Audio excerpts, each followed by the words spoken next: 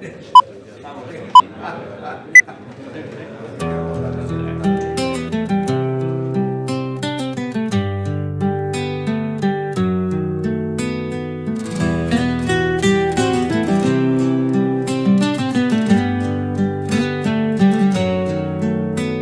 la sombra de la noche luchamos sin piedad.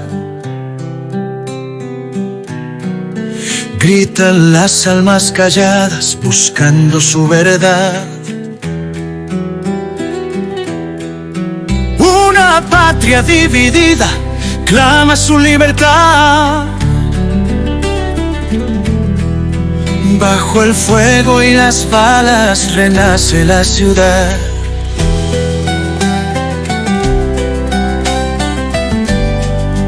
Los sueños de soberanía flotan en el viento.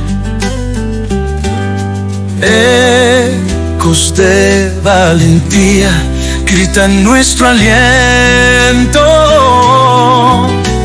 Sangre en las calles, la historia está en movimiento. En cada vida perdida un nuevo fundamento. Sombras de libertad, seguimos resistiendo. Aunque el dolor y la lucha nos van consumiendo. Mi Argentina herida, pero nunca vencida. En cada muerte nace una esperanza rendida. Hola, ¿cómo están? Nuevamente aquí queriendo hacer hablar a la historia.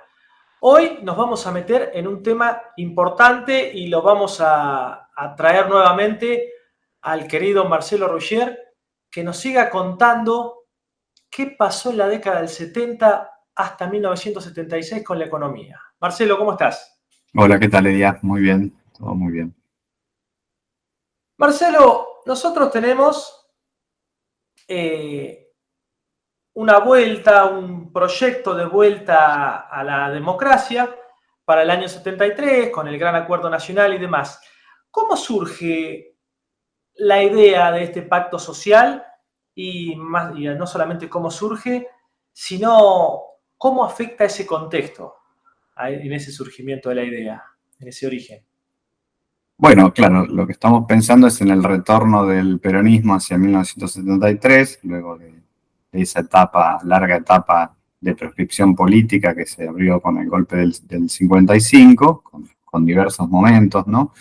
Y, digamos, con una serie de, a nivel más estructural, de avances de la economía, con avances y retrocesos, pero en términos generales con avances en la economía y sobre todo en la dinámica del sector industrial, con algunas transformaciones estructurales importantes en la economía, con el llamamiento del capital extranjero en particular durante la época de Frondizi, que tiene su impacto positivo, pero que también tiene algún impacto negativo sobre algunos sectores empresariales, y lo mismo otra vez, locales, ¿no es cierto? Y lo mismo otra vez con el golpe de Onganía y las políticas que llevó adelante Krieger-Bacena, ¿no? Entonces esto va a generar, desde el punto de vista de la economía, una serie de fricciones, de problemas, y que cada vez más se identifique, de algún modo, el programa económico que llevaba adelante la CGE, la Confederación General Económica, que había surgido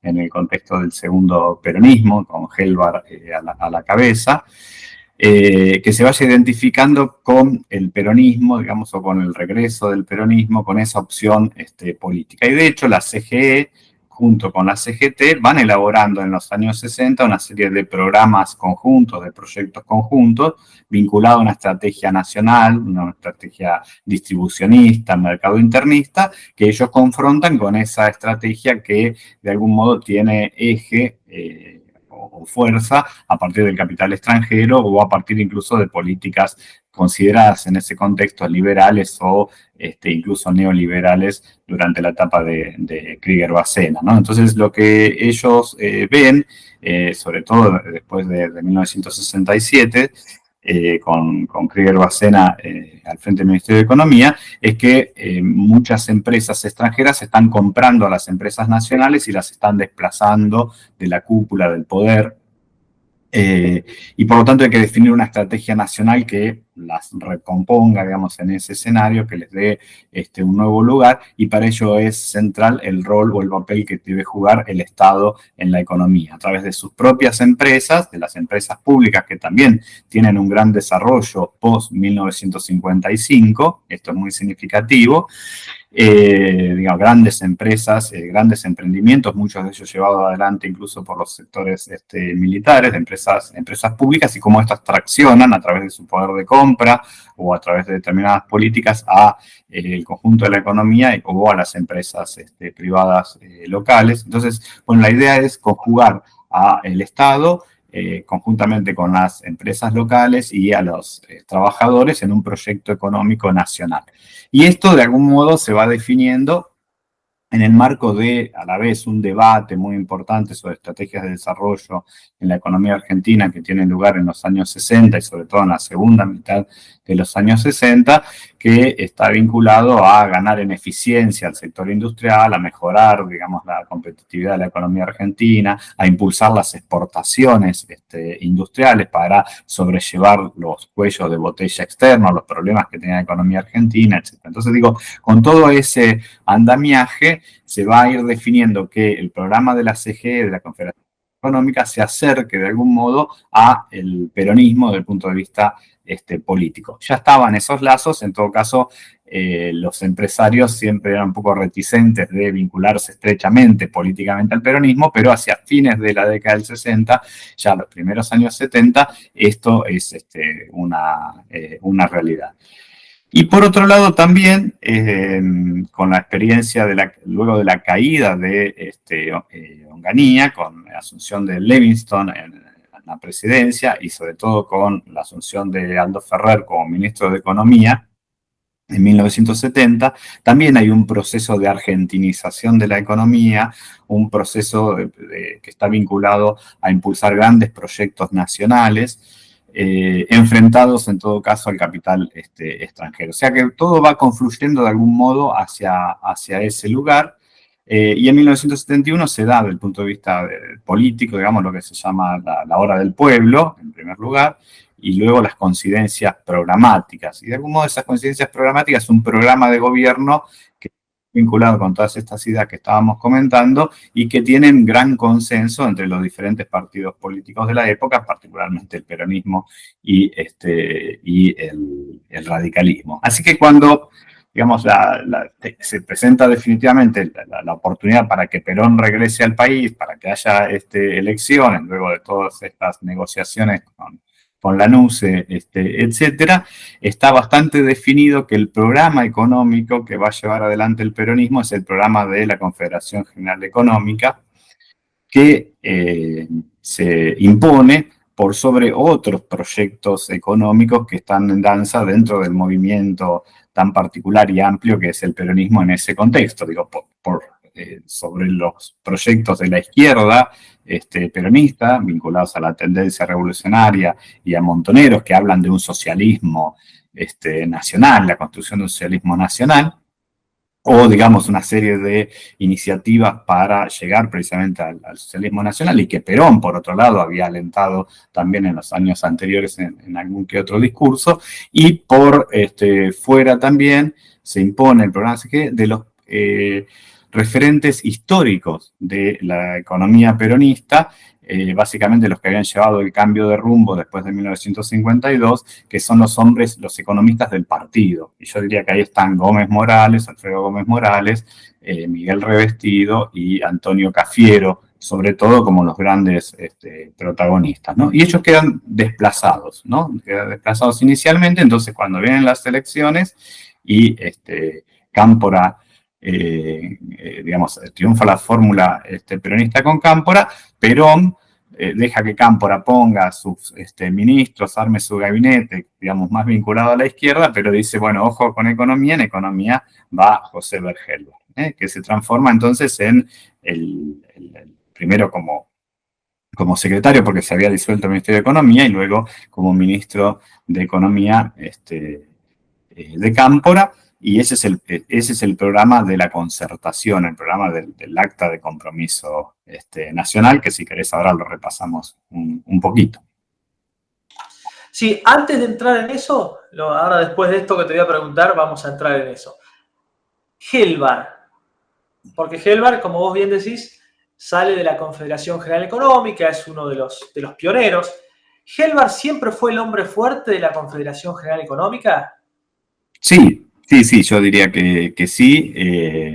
Es un poco el que va armando, digamos, este proyecto de unión de los empresarios del interior y pequeños y medianos en apoyo a Perón, algo que Perón necesita luego de la disolución o la intervención de la Unión Industrial en los primeros años de gobierno en la década del 40. Y luego del ajuste, digamos, está muy preocupado Perón para que haya una pata, de algún modo, empresaria que acompañe, digamos, el nuevo proyecto económico que se termina de redefinir con el plan de ajuste y el segundo plan quinquenal. Y Gelbar ya es claramente esa figura, ¿no? Ellos se conocen más o menos precisamente para 1950 personalmente, y Gelbar va a ser un apoyo significativo, y luego a lo que va a ser el Congreso Nacional de Productividad. Y de hecho, uno podría pensar en muchos vínculos, ¿no? Entre relaciones entre la propuesta de ese Congreso Nacional de Productividad, que surge después de un plan económico de acción para el equilibrio económico nacional, con la propuesta del Acta de Compromiso Nacional y el Pacto Social en 1973, ¿no?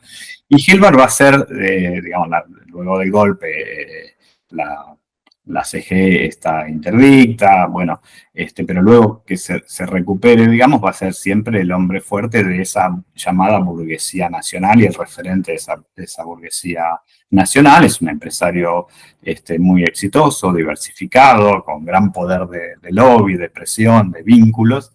Inicialmente estaba vinculado al Partido Comunista. Por eso digo que se va, digamos, enlazando de algún modo con la clase dirigente argentina y en particular con los sectores peronistas y con Perón. Pero hay otro personaje allí en la CGE que es Orlando D'Adamo, que es muy interesante, que había sido, es un ingeniero agrónomo y que había sido quien reemplazó a Rogelio Frigerio como secretario de Asuntos Exteriores en la presidencia de Frondizi, y es un hombre, digamos, muy capaz, con muchas inquietudes de tipo intelectual, y lleva adelante una serie de estudios y de investigaciones, y una oficina de investigaciones que tiene la CGE en ese entonces. Entonces yo diría que en gran medida mucho de lo que se va a terminar escribiendo vinculado al Pacto Social surge de la cabeza de Orlando D'Adamo, ¿no?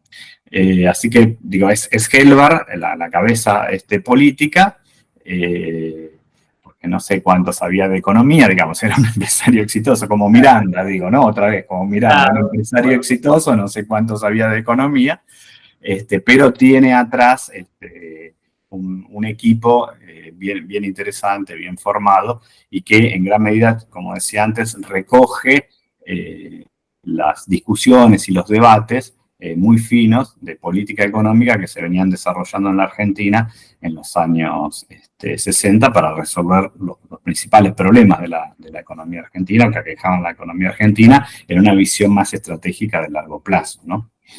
¿Y esto del acta de compromiso? Bueno, el acta de compromiso es eso, porque uno diría que ahí hay como dos patas en ese proyecto. En principio, uno pensaría que es una medida más de corto plazo vinculada a estabilizar la economía, a estabilizar los precios. Había un proceso inflacionario que se había acelerado. Bueno, era un gran problema de la economía argentina de muchos años atrás, que se había acelerado en los primeros años de la década del 70 y sobre todo en 1972 y principios de 1973, y era entonces un programa para estabilizar. Es un acuerdo de precios, ¿no? Diría estrictamente, es donde se sientan los empresarios y se sientan los trabajadores. Pero no es solo eso, sino que tiene atrás, digamos, una idea de más largo plazo y se hacen acuerdos y concertaciones. Es una idea más general del funcionamiento de la economía, de la concertación, que estaba muy en discusión y en boga en la discusión internacional para esos años, de fines de los años 60, principios de los 70, digamos, acuerdos, ¿no? Entonces se firman como actas de compromiso con distintos sectores, con sectores rurales, con sectores industriales, con las provincias, vinculadas a cuestiones fiscales, con temas previsionales, etcétera, ¿no? Es un componente, digamos, muy amplio de acuerdos para, digamos, generar estabilización y establecer una serie de bases y acuerdos hacia futuro. Pero a la vez eso se va a combinar con un plan trienal de gobierno, porque se crea un nuevo instituto ahí de planificación que reemplaza a el viejo, entre comillas, porque no era tan viejo, Consejo Nacional de Desarrollo. Y ese plan, digamos, engarza, o ese proyecto de largo plazo, engarza precisamente con esta estabilización que se generaría a partir de los acuerdos para, digamos, impulsar el crecimiento económico. Entonces, la estrategia combina las medidas de estabilización de corto plazo, relativamente corto plazo, pero digamos con una base y sustento político muy fuerte que tiene que ver con estas firmas, donde el Estado, digamos, se pone como garante de la firma de todos estos acuerdos, y además como garante está el propio Perón atrás, ¿no? En definitiva, es el gran garante político de todo lo que está sucediendo en ese momento, con, digamos, un proyecto de largo plazo que tiene como eje, yo diría, tres grandes cosas. Por un lado, la necesidad de resolver los problemas del sector externo de la economía argentina, el estrangulamiento, la insuficiencia de divisas, a partir del incremento de las exportaciones industriales. Entonces va a haber el plan se define, pero después hay legislaciones específicas que se van dando en estos meses hasta fines del año 73, digamos, una ley que alienta las exportaciones industriales a través de políticas de crédito y políticas impositivas, y también una serie de estímulos para el incremento de la producción agropecuaria en particular, y para la colocación de la producción en los mercados europeos y en Europa del Este en particular, ¿no? Serían como dos grandes patas. El impulso de grandes proyectos de inversión que venían siendo definidos de años anteriores son incorporados dentro de este plan como un avance en la estrategia de sustitución de importaciones tradicional, por ejemplo, en el área de papel prensa, en el área de aluminio, en el área siderúrgica, con ampliación de Somisa, digamos, con los proyectos de renovación y de ampliación de Asindar y de Dálmine y de propulsora siderúrgica, en el área petroquímica, ¿no? Con Petroquímica General Mosconi, ya están definiéndose los proyectos que van a dar origen a Petroquímica Bahía Blanca, etc. Entonces, grandes proyectos industriales que significan un avance en la industrialización, ¿no? Para importar menos, pero a la vez tener, digamos, insumos intermedios eficientes para poder abastecer al mercado interno y ganar en competitividad y eventualmente exportar. Así que esas serían como las grandes herramientas. Y luego, obviamente, también una política de distribución del ingreso más favorable a los trabajadores, ¿no? Es decir, considerar también el mercado interno como un mercado importante en la lógica política tradicional que tiene el peronismo, pero que ahora le da una vuelta y dice, bueno, ojo que el mercado interno es significativo y para eso tenemos que mejorar los salarios de los trabajadores, ¿no? Y de hecho, digo, dentro del acta de compromiso, en los acuerdos iniciales de precio, lo que se hace es incrementar los salarios de los trabajadores, ¿no? O sea, el gobierno empieza con un incremento importante del orden del 20%, son diferenciales las escalas, pero más o menos del orden del 20%, de incremento salarial para los trabajadores, y el compromiso de seguir incrementándolo para llegar al 50 y 50 que se había perdido de la época del peronismo histórico, ¿no? Ese incremento se iba a dar en los meses siguientes con actualizaciones, etcétera, a partir de los incrementos en la productividad, que también es una enseñanza importante de la experiencia previa. Pero ese es como un dato político, digo, no puede llegar el peronismo al gobierno sin que se incrementen los salarios, digo, ¿no? Sí, no, pero aparte yo recuerdo aquella famosa disertación de Perón en la CGT que decía que apuntaban a llegar al 50 y 50. Claro. Y aparte es llamativo esto de la industria petroquímica, la industria siderúrgica, toda industria, la industria también de combustibles, ¿sí? Es toda industria estratégica. Sí, absolutamente. Sí, eso es un poco lo que se venía definiendo, decía antes, en los debates de los años 60 y en la aplicación de políticas en los años 60, muy vinculado al sector militar, porque en estas industrias, por ejemplo, petroquímica, va a tener participación de YPF en los capitales, pero también de la Dirección General de Fabricaciones Militares, ¿no? Lo mismo en el polo proyectado para lo que va a ser luego Bahía Blanca, que tiene inicio algunos años después, pero Petroquímica General Mosconi empieza a producir en 1974, precisamente. O en el caso del aluminio, que básicamente estamos hablando también de una planta que es Aluar, que queda en manos, el proyecto queda en manos de la familia Madane, con asistencia tecnológica de una empresa italiana, pero que tiene atrás, digamos, el proyecto armado y definido por la aeronáutica, ¿no? La aeronáutica a la que le interesa, digamos, la producción de los metales livianos y de aluminio en particular, pensando en el propio desarrollo de materiales para la industria de aeronáutica en particular, ¿no? Entonces, digo, están estos proyectos atrás. No es el caso del papel prensa, pero el papel prensa es el tema que ese papel se importa todo y hace un agujero importante de divisas, ¿no?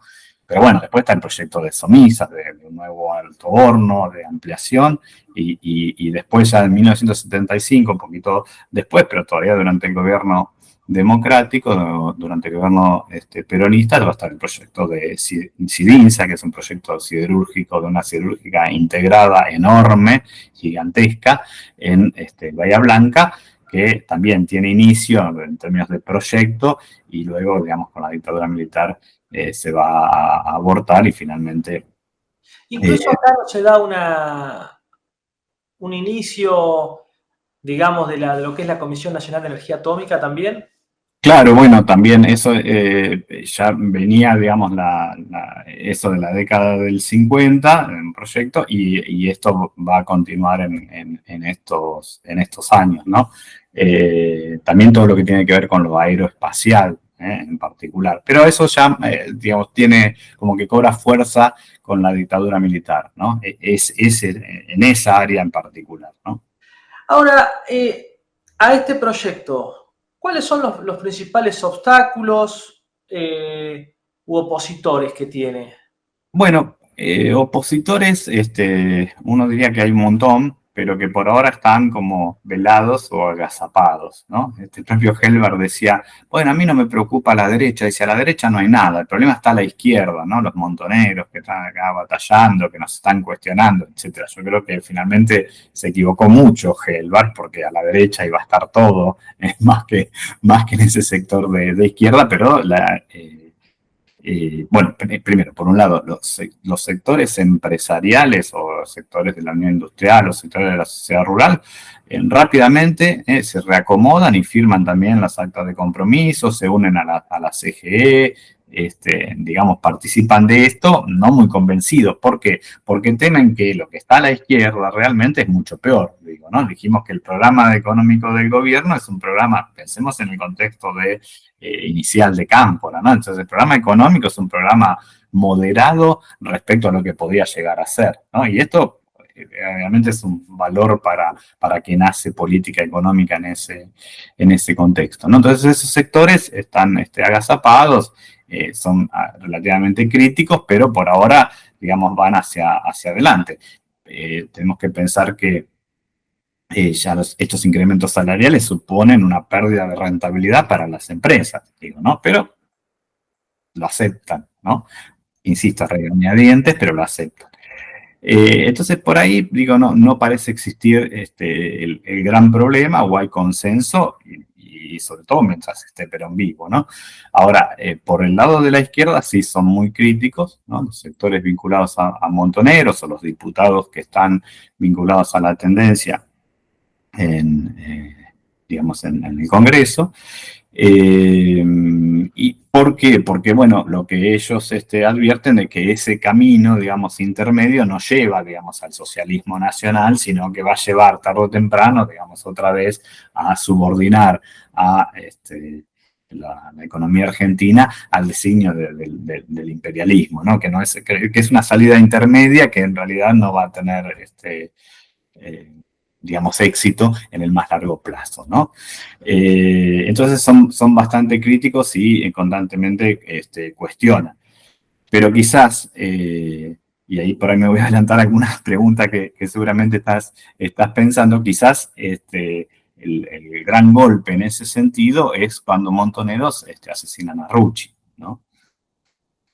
¿Por qué? Porque claramente, digamos, el líder de la CGT era como el pilar, era la otra cabeza, junto a Helvar, digamos, de los empresarios, y Rucci de la CGT, ¿no? Y el asesinato por parte de Montoneros de Rucci es como un golpe fuertísimo contra la Concertación, ¿no?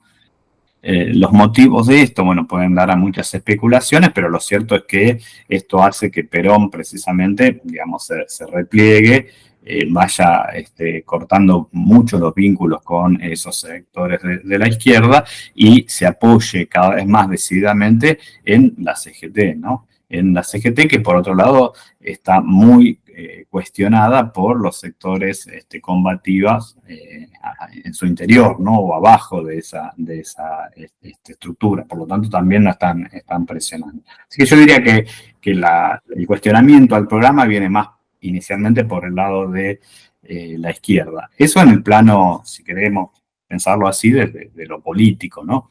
Ahora, vos me preguntabas por los obstáculos. Los grandes obstáculos a este programa económico, que es inicialmente muy exitoso, porque, digo, si uno mira las variables macroeconómicas, digo, primero, el crecimiento de la economía argentina es muy bueno en esa segunda mitad del año 73, las cuentas externas están muy bien.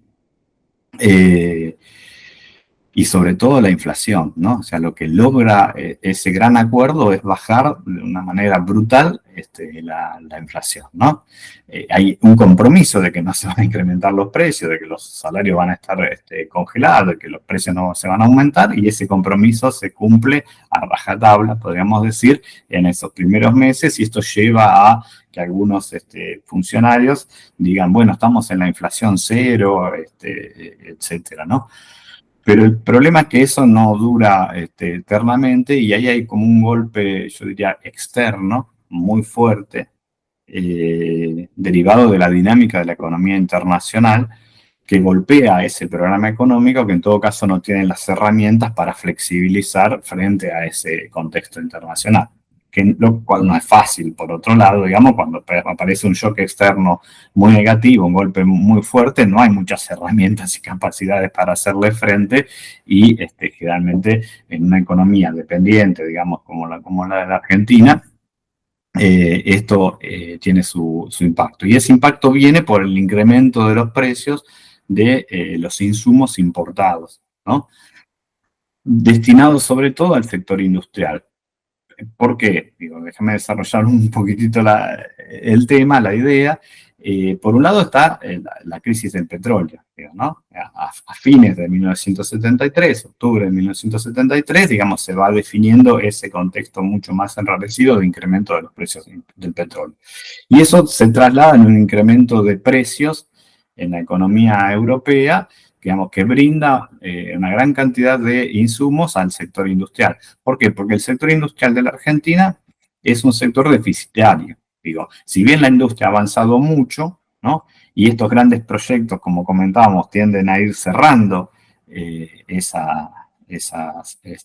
esos rubros de importación, digamos, y cubriendo ahí esos espacios, lo cierto es que la industria argentina no tiene un saldo positivo, sino que tiene un saldo negativo en su balanza comercial, que se cubre por las exportaciones tradicionales, ¿no? Entonces, esos insumos importados, insumos que necesita el sector industrial, maquinarias, equipos, incluso combustibles, etcétera, están con precios mayores, ¿no? Y eso se traslada a los precios internos, o, digamos, hay una presión en ese sentido. Los empresarios ahora tienen mayores costos y, en principio, no los pueden trasladar a los precios internos por el pacto social, ¿no? Por estos acuerdos. Entonces empiezan a pujar, empiezan a presionar al gobierno, a los funcionarios vinculados a comercio, etcétera. Hay un organismo que establece, digamos, precios, salarios y nivel de vida, etcétera. Y ahí hay como una negociación, ¿no? Entonces, obviamente los funcionarios son conscientes de que si abren ahí el grifo, otra vez van a aparecer las demandas sindicales, que por otra parte dijimos nunca estuvieron muy satisfechos, porque ese 20% todavía está por debajo de lo que era el salario real en la mejor época del peronismo, ¿no? Es decir, yo siempre digo esta idea, digo, después de 18 años de estar gritando vamos a dar la vida por Perón, que te den el 18 o 20% no parece mucho, digo, ¿no? Desde la perspectiva de los trabajadores o de los sindicatos que tienen que encarar esas demandas, ¿no? Pero, digamos, lo cierto es que no hay mucho margen. Y los empresarios lo que empiezan es, bueno, a retasear, empieza el mercado negro, empiezan mecanismos, digamos, por fuera de lo establecido. Hay una negociación que les permite, primero se ha autorizado un incremento de precios y luego en realidad con políticas impositivas y políticas de tipo de cambios diferenciales, es un mecanismo algo más complejo. Lo cierto es que permiten contener esos incrementos o que no se trasladen, ¿no? Pero, digamos, la situación se va enrareciendo y aparece ya a principios de 1974 la necesidad de volver a discutir eso que no se iba a discutir por 2 años, que es, digamos, el acuerdo y los niveles de precios y de salarios, ¿no? ¿Eso era la que se llamó la gran paritaria, era? No, claro, es como una actualización primero del Acta de Compromiso Nacional, ¿sí? Y después hay como una vuelta, digamos, a las paritarias, pero ya con Gómez Morales, digamos, ¿no? Claro. Todavía estamos en el momento en que Gelbar sigue en el Ministerio de Economía, porque es un caso muy significativo. Digo, Gelbar es ministro de Economía de Cámpora, de Lastiri, de Perón y de Isabel Martínez de Perón. Digo, no un solo ministro para cuatro presidentes. Después va a haber 4 ministros para un solo presidente, que es María Estela Martínez de Perón, que va marcando un poco la dinámica de la estabilidad e inestabilidad política y macroeconómica de la Argentina, ¿no? No, digamos, Gelbar se mantiene, pero ya la situación está muy enrarecida. Él pretende, digamos, flexibilizar un poco los precios. Ahí tiene los peronistas históricos habían quedado en lugares estratégicos vinculados a comercio o al Banco Central, y tiene algún enfrentamiento con Gómez Morales en el Banco Central, que no quiere saber nada con devaluar, ni con modificar precios, etcétera. Ahí hay como ciertas limitaciones que tienen que ver con la propia dinámica de los espacios de poder. Pero lo cierto es que, digamos, la situación ya está complicada y Perón también lo advierte hacia mediados de 1974, y de algún modo en su último discurso, él señala que, bueno, ojo que acá pues, nos pusimos de acuerdo todos, tenemos que cumplir con esos compromisos, ¿no es cierto? Claro. O sea, tenemos que volver a reforzar el pacto social. Pero bueno, Perón se muere y eso genera un gran vacío, el caos político, institucional, que yo creo que es como un golpe fatal para el plan económico, ¿no? O sea, a veces es difícil pensar, si vamos, se murió, entonces el plan económico no era tan sustentable por sí mismo, ¿por qué? Pero bueno, estamos hablando de Perón, digo, ¿no? La gran figura política de la Argentina, que se muere en ejercicio de presidencia y como que queda un vacío fenomenal, ¿no? Sí, y ese, no solamente Perón, sino que el hecho esto que vos mencionabas hoy, que la muerte de Rucci fue una pata del pacto social y después, digamos, la columna vertebral del pacto, que era Perón, se muere también, o sea que... Claro, claro. Exacto, entonces tenemos un shock externo muy negativo desde el punto de vista de las variables económicas y, digamos, desde el punto de vista del apoyo político o el sustento político del programa, como que queda claramente huérfano, ¿no? Y entonces a partir de ahí es como que aparece otro proyecto político, que es el de Isabel Martínez y el de López Rega, que de algún modo es un proyecto político, y Leiva lo ha señalado en algún libro y lo señala cada vez que tiene oportunidad de decirlo, digamos, un proyecto político que es un ataque fenomenal a la concertación, digamos, no quieren saber nada con la concertación, que quieren reponer precisamente a los sectores empresariales para ganar posibilidades de inversión, etcétera, y atacar a los sindicatos. Entonces, dentro de ese proyecto político que se va delineando o definiendo en la segunda mitad, o en los primeros meses de la segunda mitad de 1974, el programa de Gelbar queda absolutamente descolocado, ¿no? Y Gelbar no es oído, él intenta retomar el tema de la concertación, hace una serie de propuestas, etcétera, pero digo, la propia presidenta llega a señalar que Gelbar está amenazado por la AAA, digo, la AAA que estaba, digamos, mandada o dirigida por López Rega, por gente vinculada a López Rega. Entonces, tenés el ministro de Economía que de algún modo está amenazado de muerte por otros sectores del peronismo, ¿no? Entonces, hay una situación allí muy, muy complicada. También la guerrilla ha vuelto a accionar fuertemente con el ERP, Montonero retoma, digamos, las actividades, o sea, que hay, que es producto también de la muerte de Perón y de ese vacío político, ¿no es cierto? Y del cambio que se ha generado con la orientación política del gobierno, y por lo tanto, entonces, las cosas no se resuelven, y en octubre del año 74, Gelbar es desplazado, ¿no? Es finalmente desplazado por López Rega, ¿no? Y bueno, entonces uno podría decir, allí es el final de la concertación. Bueno, no del todo, pero se va encaminando un poco hacia eso. Yo creo que López Rega lo que hace es no llamar directamente a alguien que destruya la concertación, pero sí lo llama a Gómez Morales. Lo interesante de Gómez Morales es que vuelve el supuestamente doctor en economía, digo supuestamente porque no podemos encontrar su título de doctor en la Facultad de Ciencias Económicas, pero bueno, había hecho estudios de doctorado en economía, y que viene a reemplazar al empresario, ¿no? A aquel empresario que, como en el 49 había reemplazado a Miranda, aquel empresario más chapucero, acá viene a reemplazar a Gómez Morales. Lo interesante es lo que dice Gómez Morales en ese contexto. Dice, bueno, estamos en una situación similar a la de 1952, ¿no? Hay que hacer un ajuste, dice, ¿sí? Las cuentas externas, los precios, digamos, que se han desmadrado, el problema fiscal, que es enorme, sobre todo en las empresas públicas, etcétera.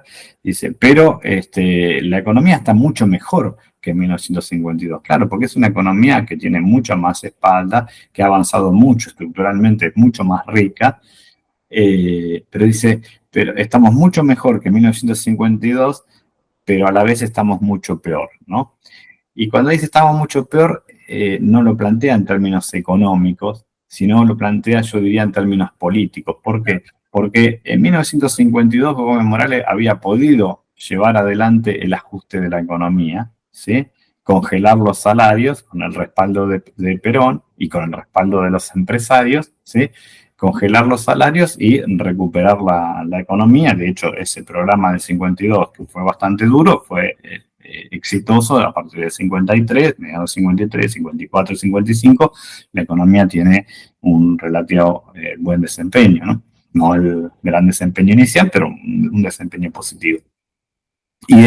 Pero ahora digo, la clave para esto, que hay que reducir el gasto, sí, y hay que congelar los salarios. ¿Y cómo se van a congelar los salarios? En ese contexto, digamos, ¿no? Con un sindicalismo mucho más combativo, con una CGT que está sobrepasada precisamente por la presión de los sindicatos y con ese vacío político, digamos, la ausencia de Perón y todas estas circunstancias que estamos mencionando, digamos, ¿no? Una sociedad que ha avanzado fuertemente en una situación de mucho más violencia y polarizada, etcétera. Entonces, digo, la posibilidad de llevar adelante ese acuerdo, retomar cierta concertación, parece vedada de principio, ¿no? Y Evo Morales parece ser consciente de ello, intenta, digamos, en ese contexto, a través de las paritarias y que el gobierno, digamos, avale paritarias y negociaciones con presidencia, etcétera.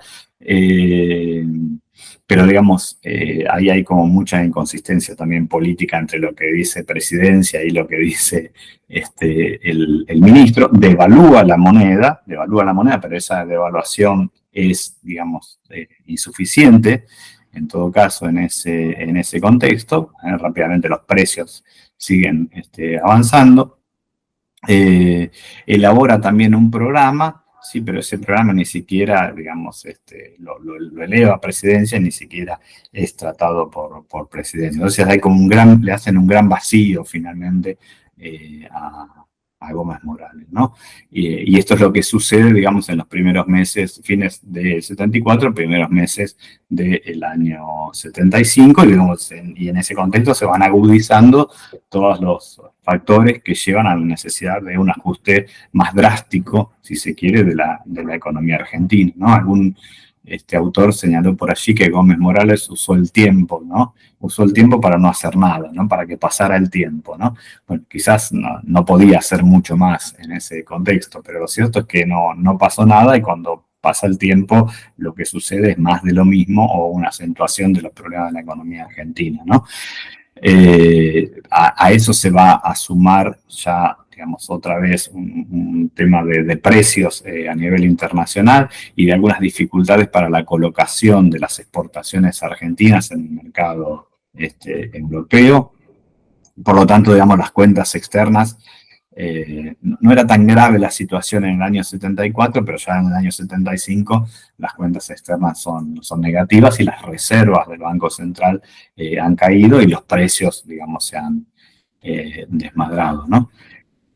Y bueno, yo diría que ahí el gobierno toma la decisión que no podía tomar en octubre del 74, o ni bien asumió luego de la muerte de Perón, que es llevar adelante una confrontación brutal con los gremios a través de un brutal ajuste económico que lo lleva adelante Celestino Rodrigo, ¿no? Voy a volver un poquito al pacto social, así después retomamos, porque Celestino Rodrigo hay que tomarlo aparte porque fue un momento, como decís vos en tu libro, el ajuste que no ajusta. Sí, es verdad. Muy bien explicaste todo esto de los problemas internacionales, el tema de los... Ahora, de acuerdo a los objetivos del pacto, ¿en qué objetivos podemos decir que se llegó, se cumplió? ¿Y cuáles son los objetivos que quedaron a medio cumplir o no se cumplieron? Bueno, digamos, si identificamos el pacto junto con el plan trienal, digamos, en ese conjunto, sí, lo que hay inicialmente es una recomposición de los ingresos. En el año 73, una caída de la inflación, digamos, un año muy exitoso. El año 74 todavía la recomposición de ingresos es importante. Y digamos, los precios empiezan a modificarse, pero no hay una situación complicada y la economía crece. O sea, si uno mira la evolución más general macroeconómica, año 73, la segunda mitad, que corresponde al gobierno peronista, y el año 74 son años positivos. En ese sentido, digo, la respuesta de la economía frente a las medidas de política económica que se tomaron fue positiva, yo diría muy positiva, ¿no? Por otro lado, hay un avance en estos grandes proyectos que habíamos, primero, un avance también en las exportaciones industriales de la Argentina, en esos, por lo menos al principio.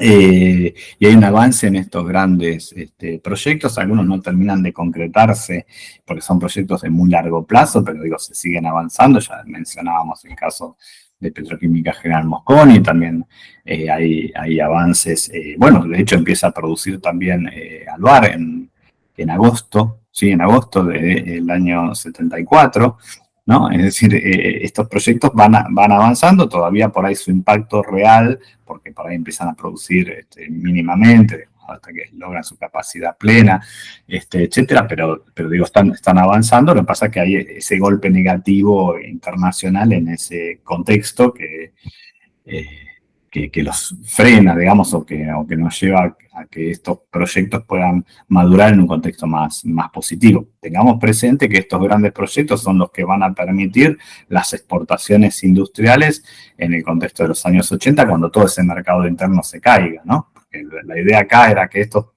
proyectos produjeran para el mercado interno, pero después no va a haber mercado interno para esos sectores por las competencias de los productos importados o por lo que sea, digamos, si van a ser los grandes importadores, son los últimos grandes proyectos industriales de la Argentina, básicamente, ¿no? Entonces digo, esto también es positivo, esto sigue avanzando. Hay otras ideas como la corporación de empresas nacionales, una idea que tenía que ver con reafirmar el poder de las empresas públicas, para enfrentar a las empresas extranjeras. Eso, digamos, nunca funciona, en parte por reticencias internas o de los sectores militares que no quieren ceder sus empresas o capital de las empresas militares a esta nueva corporación, que le daría un poder fenomenal al Estado.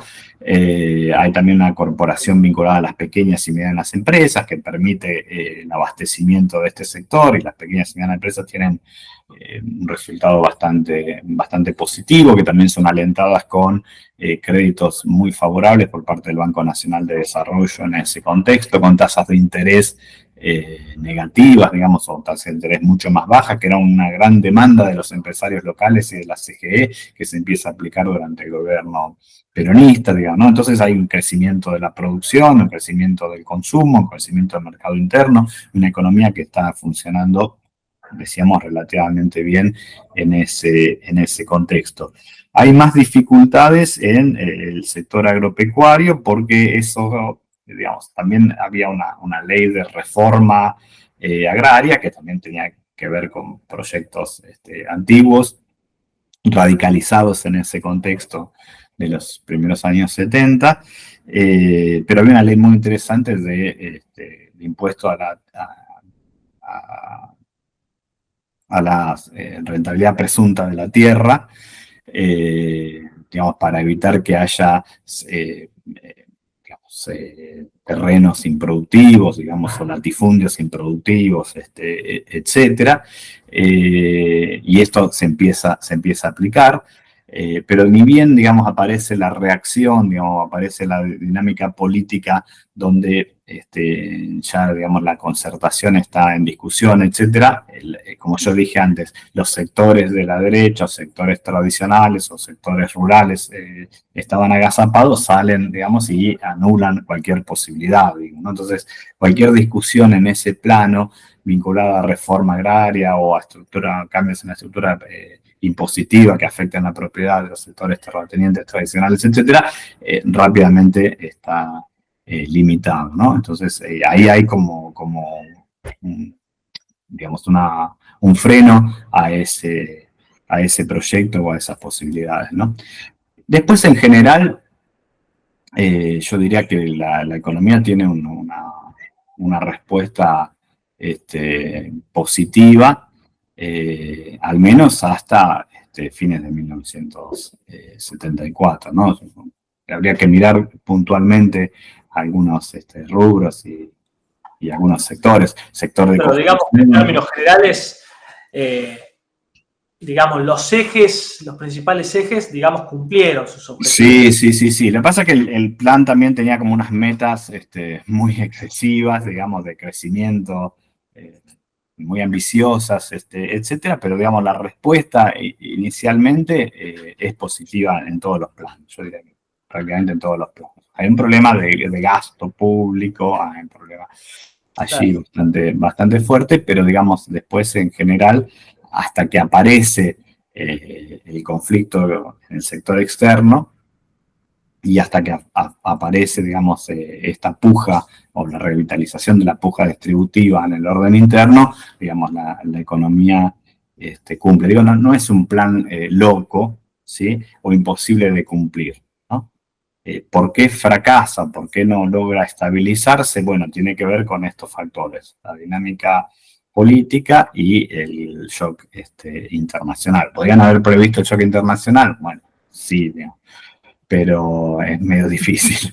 Y después es, en todo caso, la capacidad para ajustarse, para hacer la sintonía fina, para utilizar una expresión más moderna, frente, digamos, a esos cambios. Y ahí hay como muchas restricciones o limitaciones derivadas de la dinámica política, de qué grupos están en uno u otro lugar o reducto del Estado, y sobre todo, bueno, una vez que muere Perón, ya está como definido, ¿no? Es decir, la posibilidad de llevar adelante modificaciones en línea con sostener esa redistribución de ingresos y ese proyecto económico está prácticamente vedada. Bueno, ahora sí, pasamos de algo que fue bueno a algo que no fue tan bueno como Celestino Rodrigo. Sí. El plan económico. Sí, ahí yo diría que claramente, digamos, Celestino Rodrigo representa este otro plan económico que uno ya podía vincularlo. De hecho, a un nivel más estructural, muchos hacen el corte de los cambios en la economía argentina en 1975 y no en el 76, ¿no? O sea, no tan vinculados a la cuestión del golpe militar como quiebre, sino, digamos, a lo que sucede en 1975, primero porque es un año de caída del Producto Bruto, y segundo porque hay como un inicio, una avanzada de un proyecto económico que va a tener concreción bajo una dictadura militar a partir de marzo de 1976. El tema es que este proyecto económico liberal, este proyecto económico ortodoxo, este proyecto económico está sustentado por un gobierno peronista, pero que no es el mismo gobierno peronista que llevó adelante la Concertación, sino que es un gobierno peronista que claramente es un gobierno conservador de derecha y que está en contra de sostener esa dinámica de concertación y el pacto social, ¿no? Se quiere anular ese pacto social, ¿no? Bueno, esto daría para discutir políticamente, ¿no? ¿Qué es el peronismo y qué pasó allí? Pero básicamente uno podría decir que, bueno, ahí hay un proyecto que está por fuera de la concertación, por fuera de la colaboración de clases, y es un ataque frontal, digamos, a los sindicatos y a la clase obrera, ¿no? Y para eso llaman a Celestino Rodrigo, que es un economista contador, digamos, histórico del peronismo, que había estado en el Banco de Crédito Industrial en su momento, durante el peronismo histórico, y que había estado también en los equipos que llevaron adelante los planes quinquenales. Es decir, había tenido algunos cargos menores o relativamente menores en ese contexto de la experiencia histórica, pero digamos, quizás la figura más, Rodrigo no tenía una gran trayectoria, ni tampoco una aportación intelectual significativa, no había escrito nada, lo único que había escrito era un texto sobre digamos, la humanidad en una línea más esotérica, ¿no? Bueno, quizás ese era un vínculo importante que tenía precisamente con López Rega, ¿no? Pertenecer a una secta o ser maestre de alguna secta que de algún modo los unía o los emparentaba, ¿no? Pero Rodrigo no es la persona clave en ese plan económico, aunque siempre nos vamos a referir a lo que pasó allí como el Rodrigazo, sino que es Ricardo Sim, ¿no? Y Ricardo Sin también venía de una trayectoria durante el peronismo en la Dirección Nacional de Industrias del Estado, y en los años 60 había trabajado en algunas empresas importantes de la Argentina, entre ellas SEAM. Se había vinculado a el grupo de Aldo Ferrer, que sacaba adelante los cuadernos de coyuntura, los estudios de coyuntura en la década del 60, y había sido funcionario en el Ministerio de Economía con un cargo importante cuando Aldo Ferrer fue ministro de Economía, ¿no? Entonces tenía una trayectoria que estaba muy en línea con una perspectiva, si se quiere, desarrollista, ¿sí? Pero en este contexto, Sin tiene una política absolutamente diferente y absolutamente pragmática, pero digamos en línea con esta idea de destrucción de los sindicatos y del poder de los sindicatos, ¿no? De romper con ese poder de veto y de presión que son los sindicatos en la economía argentina, ¿no? Y entonces con Pedro Pou, que es asesor también en ese contexto, y con Catena, digamos, empresario mendocino, arman un equipo que llevan adelante estas medidas que son conocidas como regazo, que básicamente implican una devaluación brutal de la moneda. Hay múltiples tipos de cambios, pero digamos, está en la devaluación en términos de 180 o 200%. Hay un ajuste de los distintos tipos de cambio y unos incrementos tarifarios también fenomenales para los servicios en general que están vinculados a las empresas públicas, con gran déficit en ese contexto, y un aumento también de los combustibles, de las naftas, también muy elevado. Entonces el shock, el impacto es fenomenal, es brutal. Es un ajuste, un mega ajuste, digamos, una mega devaluación ultra ortodoxa, que, digamos, tiene impacto inmediato en el nivel de vida de los argentinos y de los trabajadores en particular en esos días, ¿no es cierto? La idea es, bueno, atacar el problema fiscal y atacar el frente externo, ¿no? Siempre, bueno, y siempre con el mismo discurso. Bueno, la economía argentina no tiene un problema fenomenal ni mortal, pero bueno, hay que hacer correcciones. Hay un discurso muy fuerte en relación a los especuladores. Ellos hablan mucho de los especuladores y el tema de la violencia armada, ¿no? Como una situación que está generando gran zozobra a las variables económicas, etcétera. Pero, digamos, no es que vea una economía que está enferma, digamos, o una economía que tiene problemas irresolubles, sino que precisamente con una serie de ajustes, en estos casos bastante brutales, pueden ser resueltos, ¿no? Pero esos ajustes, ¿sirvieron para algo o fueron ajustes que no llegaron a...? Bueno, el tema es que en ese contexto es diferente a otras situaciones de ajustes más cercanas, que en ese contexto hay una posibilidad de respuesta muy fuerte por parte de los sindicatos, porque digo, le hacen la guerra a los sindicatos, pero existen los sindicatos son muy fuertes y además tienen sectores muy combativos atrás, que acompañan, etcétera, ¿no? Entonces, digo, la respuesta inmediata de los sindicatos es hacer paro, ¿no? Y hacer un paro general y reclamarle directamente a la presidenta, que bueno, nosotros queremos la recomposición salarial, etcétera, ¿no?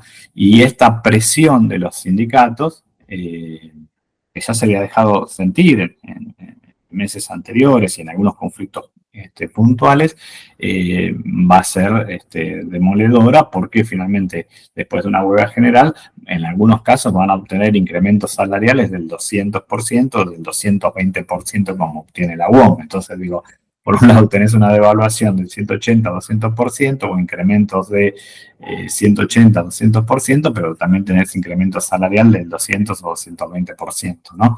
Entonces, en realidad, esto lo que genera, digamos, es un desbarajuste de las variables económicas, otra vez, digamos, la puja distributiva y finalmente que ese proyecto económico caiga, ¿no? No solo cae ese proyecto económico, sino que también es desplazado López Rega, ¿no? Se lleva también a López Rega a salir del gobierno, ¿no es cierto? Entonces digo, es un proyecto brutal, tiene su impacto porque de algún modo algunos efectos van a permitir mejorar en forma relativa las cuentas externas y la balanza comercial de la Argentina, pero digamos otra vez se recompone la espiral inflacionaria, ¿no? Si uno mira, los primeros hay como una caída muy fuerte del salario real el primer mes, pero después hay una recomposición del salario en los meses siguientes, ¿no? Entonces digo, es un intento en ese sentido, es más bien un intento que no llega a buen puerto, pero que condiciona, digamos, también otra vez las posibilidades de resolución de los problemas de la economía argentina a lo que sigue, ¿no? Y también es un gran aprendizaje para quienes lo están pensando, digamos, desde afuera, decir, bueno, no, acá lo primero que tenemos que hacer es atacar a los sindicatos. Antes de hacer cualquier cosa hay que atacar a los sindicatos, ¿no? Reprimiéndolos, matando a los dirigentes, desapareciendo a los dirigentes, digo, un poco lo que va a suceder después de marzo de 1976. No es casualidad que allí va a estar inicialmente el foco de la represión. De hecho, eliminaron a los más combativos, a los más ortodoxos o burocráticos, a eso no nos tocaron. Absolutamente, absolutamente. Entonces digo, ahí va a estar como el foco de la represión. Si uno quiere ver inicialmente alguna cosa más selectiva, va a estar en los sindicatos más combativos, en los dirigentes sindicales, etcétera, ¿no? Mientras iban resolviendo, digamos, por otro lado, el enfrentamiento con la guerrilla, por decirlo. Claro, claro. Ahora, desde Rodrigo, que renuncia ahí ahí nomás del plan económico, desde ahí hasta el golpe tenemos muy poquitos meses. Sí, pero de todos modos se suceden algunas cosas interesantes. Primero es, a la salida de Rodrigo, es la etapa que se conoce de los sindicatos, que lo llamamos de los sindicatos en el poder, ¿no es cierto? Es decir, los sindicatos voltean a López Rega y son los que tienen el poder, en principio, ¿no? De ser los denostados a quien se quería eliminar, de algún modo terminan copando al gobierno.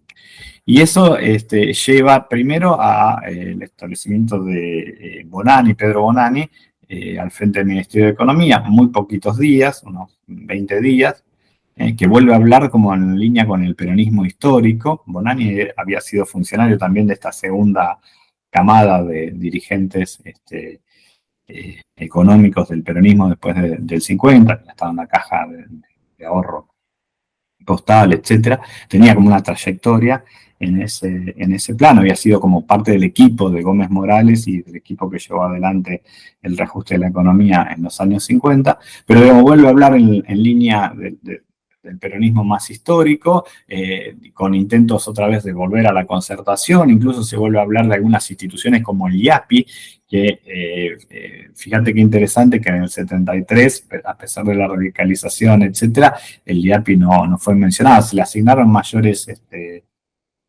funciones a las juntas reguladoras y a las juntas de carne, pero no es que se rehizo el IAPI, ¿no? Pero acá se vuelve a hablar de esto para enfrentar de mejor manera las condiciones externas, es decir, hay como una vuelta o un llamado, por lo menos en el discurso, al peronismo histórico. Pero, como decimos, esto dura muy poquito tiempo y va a ser designado ministro de Economía, a proposición precisamente de los sindicatos, Antonio Cafiero, ¿no? Antonio Cafiero, que tiene como segundo, como viceministro de Economía, secretario de Programación Económica, a Guido Di Tella, ¿sí? Que era un partícipe muy importante de los debates de los años 60 respecto a estrategias de desarrollo. Había discutido mucho con Aldo Ferrer, con Marcelo Diaman en ese contexto, y que se había acercado decididamente al peronismo. Ahora, las posibilidades de recuperar, digamos, los acuerdos sociales, etcétera, están también muy limitadas. Hay un intento en ese sentido. Hay otra vez un acta de concertación y de acuerdos programáticos dinámicos que llaman, digamos, de renovación constante. Otra vez sientan a los empresarios y sientan a los trabajadores. se van estableciendo una serie de pautas de evaluación con un sistema, digamos, de evaluación progresiva que mejoran un poco la situación de las cuentas externas. Tienen gran problema fiscal, digamos, y tienen problemas en términos de reservas, etcétera, muy fuertes. ¿No? Guido y Tela tienen más de una aseveración en torno a esto, digamos, sin posibilidad, porque arreglábamos este problema, pero teníamos otros 10, digamos, y cuando empezamos a arreglar el otro, ya otra vez había roto, digamos, lo que habíamos arreglado, etcétera. Como una situación que está un poco impulsada por la dinámica que se abrió con el Rodrigazo, obviamente, y los problemas que venían de antes. Hay una cierta recuperación de la economía, cierta mejora de la economía, pero yo diría que la dinámica, como decía, son muy pocos meses, que la dinámica ya está definida por la dinámica política institucional más general, más que lo que está pasando realmente en la economía, ¿no? Porque ya, digamos, hay anuncios por parte de los militares respecto a un golpe hacia futuro, digamos, están todos como esperando el golpe, ¿no? Hay un intento finalmente por parte del gobierno de, otra vez, de hacer el trabajo sucio y evitar el golpe, y esto supone finalmente el desplazamiento de Antonio Cafiero. Antonio Cafiero además había tenido que arreglar con el Fondo Monetario Internacional algún acuerdo para compensar los problemas del sector externo, y sectores nacionalistas del peronismo lo cuestionan. O sea, hay algunos intentos de restablecer, pero hay muchos problemas o tensiones derivadas de la propia construcción política del peronismo y de lo que ha sucedido en los tiempos previos. Y finalmente, digamos, el gobierno desplaza a Antonio Cafiero y lo pone a Emilio Mondelli al frente del Ministerio de Economía, ya para los últimos meses, y digamos que no tiene ninguna capacidad, pero es como un intento otra vez de volver a una política ortodoxa, ¿no? Más un plan Rodrigo, o más similar a un plan Rodrigo, para ganarle de mano a los militares, y nosotros lo podemos hacer, ¿no?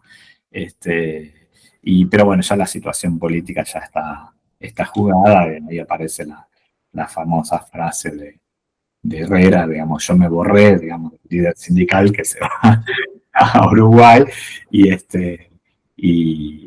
o la propia Isabel, que en la CGT dice, por favor no me lo sirven mucho al pobre Mondelli, digamos, ¿no? A su ministro que acaba de poner, digamos, ¿no? Entonces, que marca un poco la situación social, la situación política y la imposibilidad de llevar adelante un plan económico de estabilización en esas condiciones, ¿no? Yo diría que el intento de Cafiero es bastante exitoso, dado las circunstancias que tiene, digamos, ¿no? Pero después finalmente también tiene o sufre el vacío político, porque ese no es el proyecto de Isabel, que seguirá asesorada en ese contexto por López Rega desde la distancia, ¿no?